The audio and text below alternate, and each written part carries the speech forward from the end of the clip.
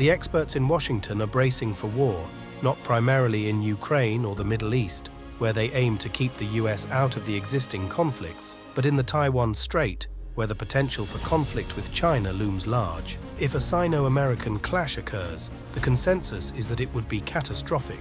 The key question is what form this catastrophe would take. Some war simulations suggest that the US, along with its Taiwanese and Japanese allies, could fend off a full-scale invasion by China, but at a steep cost. Tens of thousands of American lives, numerous ships and aircraft, and significant military equipment would be lost. The American and global economies would be devastated for years. This urgency underscores the US's need to rapidly and massively increase its ammunition and missile stockpiles, particularly those capable of covering the vast distances of the Western Pacific. The US Navy's attack submarines would be the first to engage, supported by Air Force bombers and Marine Corps missile outposts along the first island chain. This would turn the Taiwan Strait into what one Han Dynasty strategist called a boiling moat. The Pentagon is exploring different scenarios using the metaphor of a hellscape. Admiral Samuel Paparo, the new US commander in the Indo-Pacific region, envisions transforming the Taiwan Strait into an unmanned hellscape, relying on overwhelming swarms of drones, uncrewed vehicles in the air, on land, and at sea.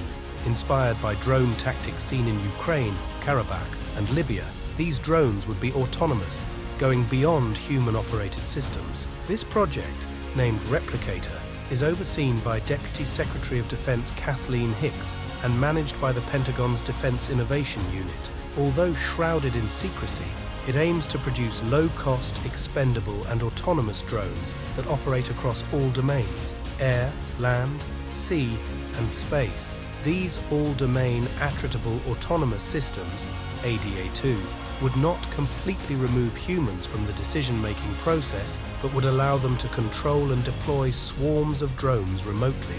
While this sounds ideal, with ADA2 armies potentially offsetting China's superior numbers in soldiers, shells, and ships, the vision remains just an untested vision.